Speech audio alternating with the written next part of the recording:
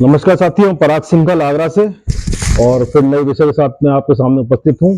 विषय है rule 14A, जो कि जीएसटी काउंसिल के रिकमेंडेशन पर भारत सरकार ने, वित्त मंत्रालय ने एक सुविधा प्रदान करी थी कि अगर आपका tax liability per month 2.5 lakh तक है तो आप रूल 14A के अंतर्गत आप रजिस्ट्रेशन ग्रांट करवा सकते हैं। इसमें ये विकल्प था कि आपको 14A के अंतर्गत अप्लाई करने के विदिन 3 डेज आपको रजिस्ट्रेशन ग्रांट हो जाएगा और आप अपना व्यापार स्मूथली शुरू कर सकते हैं, व्यापार कर सकते हैं।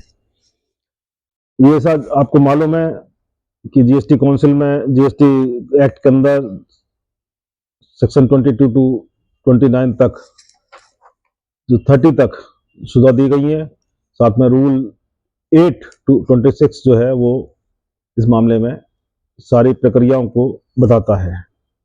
अपनी बात शुरू करूँ इससे पहले मैं आपसे अनुरोध करूंगा, कृपया वीडियो देखने के बाद में, लेकिन पूरी वीडियो देखने के बाद में लाइक कर दीजिएगा और अपने जो लोकल ग्रुप से साथियों ग्रुप पर अपने शेयर कर दीजिएगा। शेयर करने के बाद में यदि आपने सब्सक्राइब नहीं किया है चैनल को तो एक बार दबा दीजिएगा, तब तक सब्सक्राइब हो जाएगा। जब भी वीडियो अपलोड होगी तो आपको नोटिफिकेशन आ जाएगा। साथियों, आपको मालूम ही है कि 3 सितंबर 2025 की बहुत महत्वपूर्ण बैठक जीएसटी काउंसिल ने की थी, जिसमें बहुत अच्छे निर्णय लिए थे। उसमें निर्णय यह भी था कि जीएसटी रूल के अंतर्गत रूल 14 में ए जोड़ा गया था, जिसमें सुविधा दी गई थी क्योंकि रिजेक्शन रेट बहुत था, अप्लाई करने के बाद में रजिस्ट्रेशन नहीं मिल पाता था। व्यापारी निराश थे, देश के व्यापारी बहुत ज्यादा परेशान थे, तो खासतौर से सेंट्रल जीएसटी में तो ज्यादा ये रिजेक्शन रेट बहुत ज्यादा था। तो 14A में ये सुविधा दी गई और आपका जो बिजनेस है उसकी टैक्स लायबिलिटी मंथली 2.5 लाख से ऊपर है, अंदर ही है, ऊपर नहीं जा रही है, तो आप 14A में अप्लाई करिए तो आपको रजिस्ट्रेशन विदिन 3 डेज ग्रांट हो जाएगा। टैक्स लायबिलिटी आप जमा करिए मंथली और 10 जमा करिए।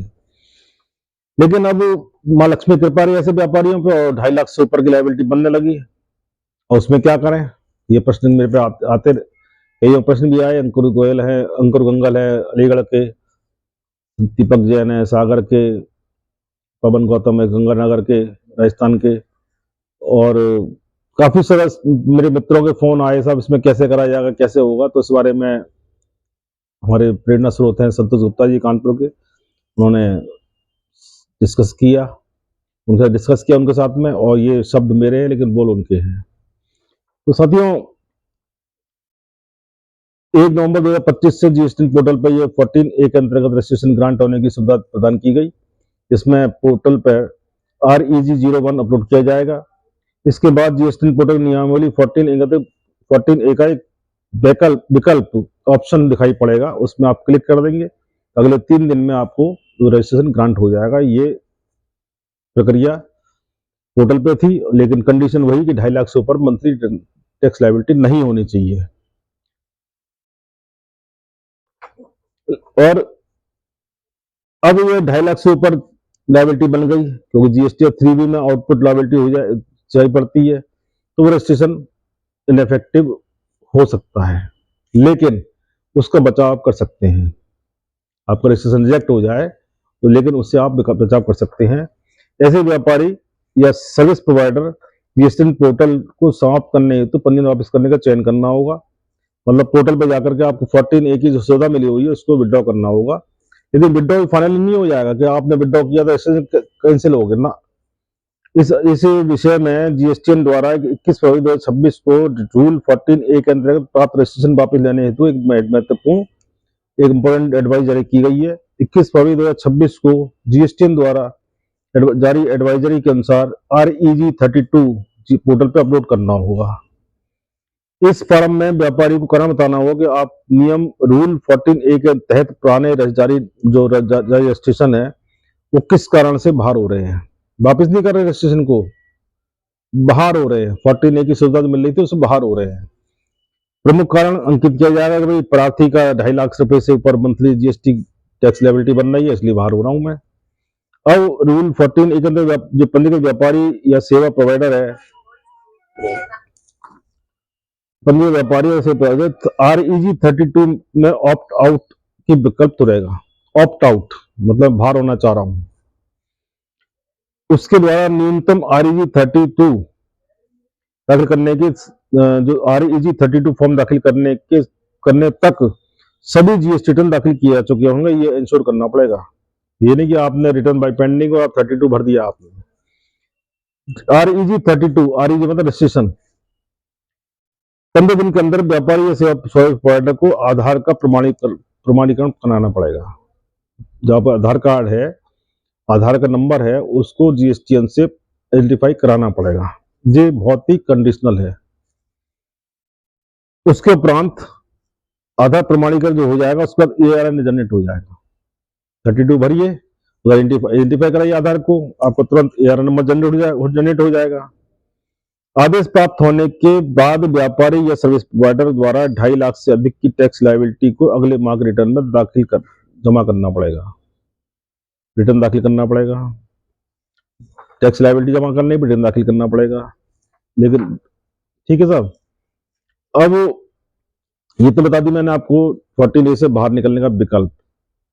अब बहुत से जो है साथियों के रिटर्न, जो व्यापारी हैं उनके रिटर्न दाखिल नहीं पाते समय से, सरकार ने उसको संज्ञान लिया है कि हमारी एसोसिएशन है वो इस मामले को ऐसे मामलों को उठाती रहती है कि व्यापारी है किसी परिस्थिति में पड़ गया है, हॉस्पिटलाइज हो गया, परिवार में हॉस्पिटलाइज हो गया, व्यापार में ध्यान नहीं दे पाया, तो कोई भी कारण हो सकते हैं, समय रिटर्न दाखिल नहीं कर पाया, लंबे समय दाखिल नहीं कर पाया, अब वो व्यापार करना चाहता है, रिटर्न दाखिल करना चाहता है, टैक्स लायबिलिटी को पे करना चाहता है, तो क्या करा जाए। तो सरकार ने इसके लिए भी रूल 59 जो सब रूल 6 के अंतर्गत, यदि पंजीकृत व्यापारी किसी माह का GST 3 दाखिल नहीं करता है तो उसमें अगले माह का GST दाखिल नहीं हो पाएगा। ये पहली कंडीशन है, ये शुरू चल रही है पिछले 1 साल से करीब लगभग, कि 3 दाखिल आपने नहीं किया, R1 दाखिल कर रहे हैं, जैसे 2020 तक बहुत चला था ये, तो नहीं 3 भी दाखिल नहीं होगा तो R1 की सुविधा खत्म, ब्लॉक हो जाएगी। तकनीकी खामी हो, टेक्निकल ग्लिचेज हो, फाइनेंशियल क्राइसिस हो, ये अनुचित कारण बस व्यापारी GST दाखिल न कर पाते हैं, तो ITC के संबंधित जो बेनिफिट है ITC लेने वाली, वो भी ब्लॉक हो जाएगी। और देर ये कहो या आपको रिटर्न दाखिल करना ही पड़ेगा, उसमें टैक्स जमा करना ही होगा, उसके साथ ब्याज भी जाएगी और लेट फीस जाएगी। और यदि अधिकारी ने संज्ञान ले लिया तो फिर पेनल्टी भी भुगतनी पड़ेगी। तो अब अगले माह को टैक्स रिटर्न जो है, टैक्स जो पीरियड है, रिटर्न दाखिल नहीं हो पाएंगे, तो ऐसी परिस्थिति में जीएसटी पोर्टल द्वारा रिटर्न दाखिल करने संबंधी सुविधा प्रदान की जा रही है। जीएसटी पोर्टल द्वारा 4 फरवरी 2026 को ऐसी सुविधा प्रदान की जा रही है। इस संबंध में जो स्टेप्स लेने हैं आपको, वो आपको मैं बता रहा हूँ। सबसे पहले अपना जो आईडी है, पासवर्ड के द्वारा लॉगिन करिए। सर्विस मेनू पे जाकर के रिटर्न दाखिल करने का विकल्प चुनिए। इसके बाद इसके स्थान पर अनबारिंग का रिटर्न विकल्प मिलेगा। आपका रिटर्न ब्लॉक हो रहा है, अनबार करने का एक उसमें बटन होगा, उसको आपको क्लिक करना है। उसमें क्लिक करके उसमें आपको दाखिल ना किए जाने के ठोस कारण, उचित कारण दर्ज कराना होगा। ये नहीं सब नहीं कर पाया, कारण ठोस होना चाहिए कि आप क्यों नहीं कर पाए। गलत दूषित मंशा थी या मजबूरी थी, विशेष परिस्थिति थी, वो आपको बताना पड़ेगा। अब आपने रिटर्न अनबार करने का जो अनबार करने का क्लिक किया, उसमें रीजन दे दिया, उसके बाद में जो आपका रीजनल जो आपका क्षेत्र का सेक्टर ऑफिसर होगा, प्रॉपर्टी ऑफिसर होगा, वो आपको इसको रिटर्न दाखिल करने की परमिशन दे देगा। परमिशन देने के विदिन 30 डेज आपको रिटर्न, जितने पेंडिंग रिटर्न है विद टैक्स, लेट फीस और इंटरेस्ट, वो आपको जमा करने होंगे, रिटर्न दाखिल करने होंगे। ये नहीं कि आपने 30 डेज मिल गए फिर सो गए, नहीं। यदि 30 डेज की अवधि के अंदर दाखिल नहीं किया जाएगा तो इस परिस्थिति में आप पोर्टल आपको फिर आपको ब्लॉक कर देगा। रास्ता खुला 30 दिन के लिए, फिर बैरियर लग गया। यदि ऐसे बहुत से व्यापारी जिन्होंने 3 साल से रिटर्न दाखिल नहीं किए हैं, तो ये सुविधा ऐसे व्यापारियों के लिए भी है जो 3 साल रिटर्न दाखिल नहीं कर पाए हैं। 3 साल, 2.5 साल, 2 साल, 18 महीने, 19 महीने, वो भी सुविधा का लाभ उठा सकते हैं। अब इस सुविधा के तहत आपको R1, 3B, 4, 5, 6, 7, 8 और एनुअल रिटर्न R9 भी दाखिल कर सकेंगे। ये सुविधा आपको मिल गई है पोर्टल पे। 4 फरवरी से सुविधा चालू हो चुकी है, इसका लाभ उठाइए। और साथ ही मेरी वीडियो पूरी सुन ली होगी तो मेरा अनुरोध है कि लाइक तो कर ही दीजिए और लोकल ग्रुप में शेयर भी कर दीजिए, और सब्सक्राइब नहीं किया तो सब्सक्राइब कर दीजिए, मुझे थोड़ा उत्साह मिल जाएगा। नमस्कार, जय हिंद, जय भारती।